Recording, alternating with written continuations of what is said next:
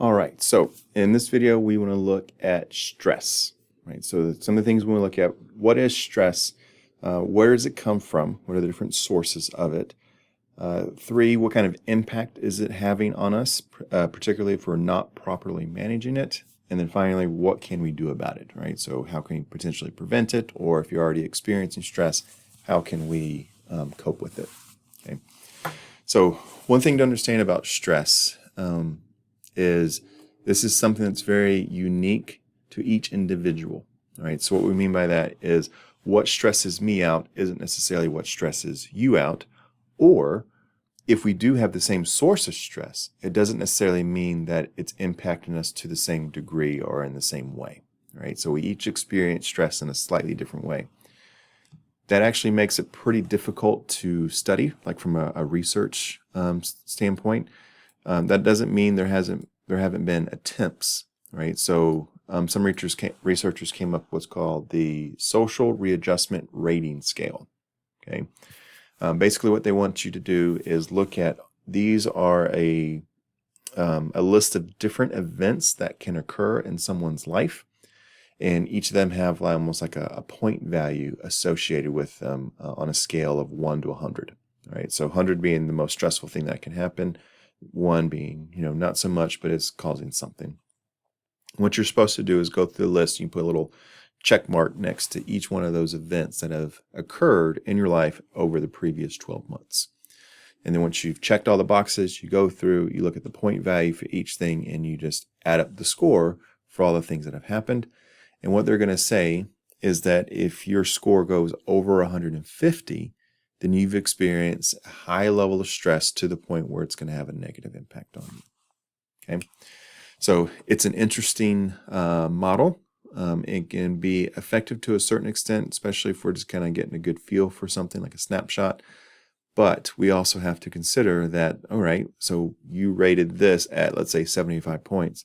Well, what if that's 75 points for you, but not 75 points for me, right? And again, it's very individual to the person.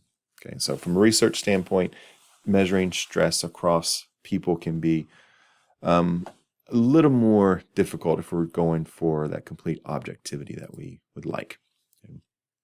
All right, so we also want to consider what are the sources of stress, like where does it come from? Okay, so generally speaking, we can look at something called a traumatic event, right? So this is a car accident, an assault, whatever it is, you're experiencing some type of trauma. It is not a significant source of stress as far as it's not something that's likely to happen. It's not something that's common or everyday. However, it is a source of significant stress, right? So if this happens to you, it's a very high level, kind of all at once. Okay. We also have what are called daily hassles, right? So these are much more common, very significant source of stress, but each individual thing by itself, maybe not so much, right? What we tend to see, though, is that it's not just one thing that happens to us. It's one thing after another, after another, after another, after another, right? So once you kind of add them up, it's like death by 1,000 cuts almost, and it can be very difficult to deal with.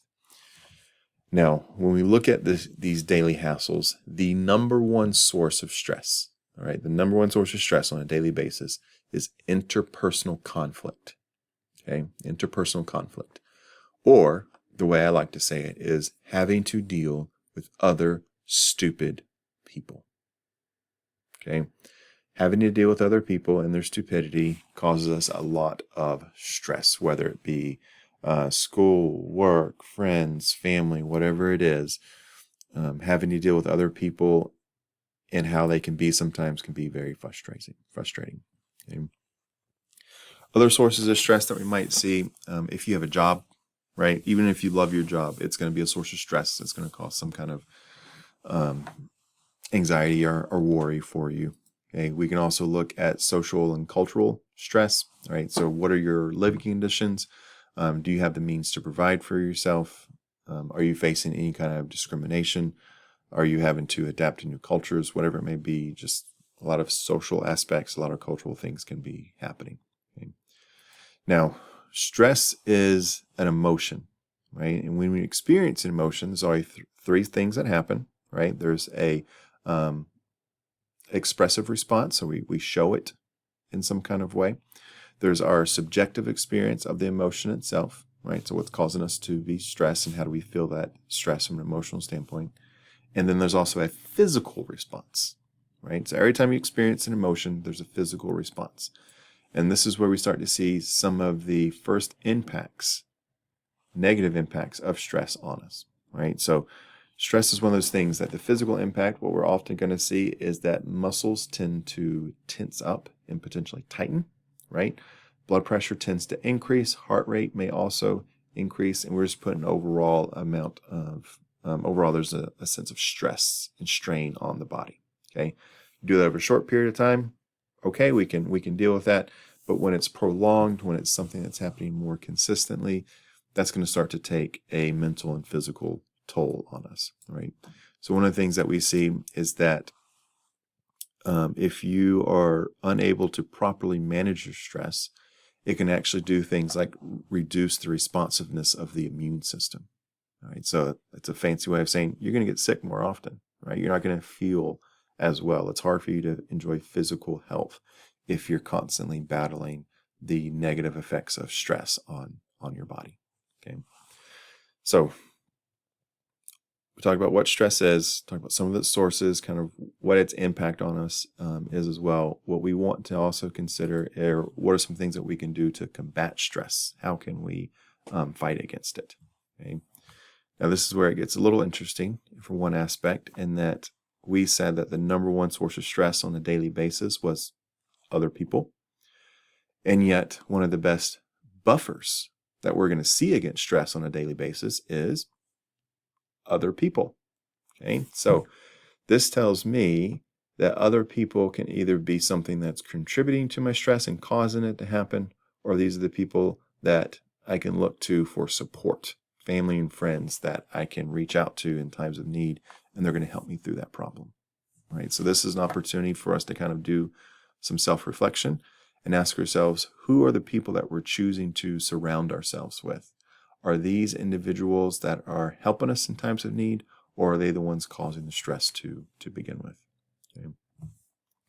When we look at coping skills, right, there's different ways we can categorize them. I think the most effective way is looking at them in terms of positive or negative, okay? So anything that you do to relieve stress, we can classify as a coping skill, okay?